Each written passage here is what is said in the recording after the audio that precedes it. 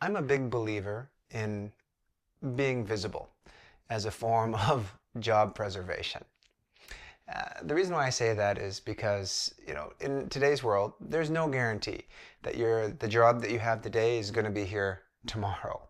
And in order to maintain your job, well, the best thing that you can do is just establish a network, be visible, be seen, communicate that your value, and show your competence. Absolutely.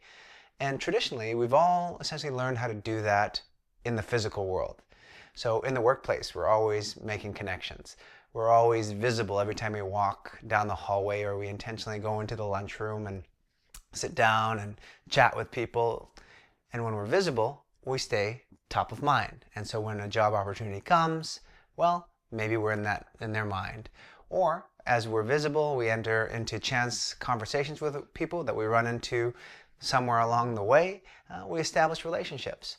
And so if there's a job cut coming, well then, that relationship just might save you. So being visible is really, really good sense, right? It's a way to survive in today's modern world. The thing is, the world has changed. We've become much more digital, right? If you've noticed around your workplace, perhaps a lot of people aren't in the workplace. They're remote, or they're not in there all the time. Yet at the same time, you still need to preserve your job. You still need to be visible. So how do you do that? Well, you have to create a reputation and visibility online. Now, the fundamental base level is to establish a social media presence on LinkedIn, because from a professional perspective, this is your social media. But if you think about a lot of what's posted on LinkedIn, it's very much like Facebook, or it's like Twitter. It's all kind of the same, right? It essentially, how most people create an online presence is that they're camouflaging themselves, because they just put up what everybody else puts up. It's their name, their title, their position, their work history, and maybe they share an article, maybe they type a few words in text and they share that. But every single day, LinkedIn is bombarded with hundreds of thousands of posts. So all of a sudden, your post kind of becomes invisible.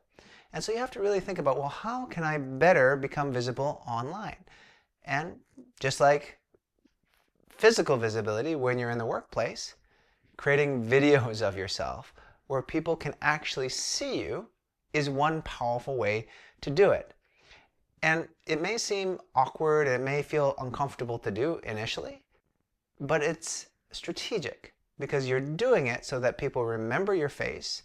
They can see that you are different than everybody else. You're actually going to stand out, because in the whole kind of scrolling of generic content, a lot of it generated by AI, called AI Slop, you'll stand out. Why?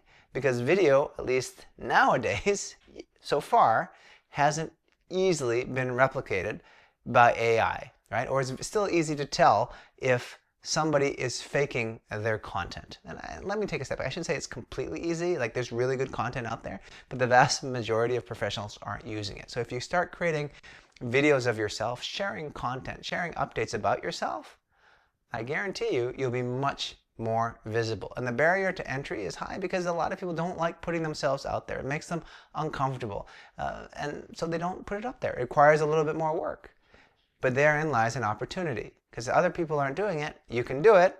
You become much more visible, and then ultimately you increase your reputation, your personal positioning and brand, and you increase your odds of always staying employed. Good luck.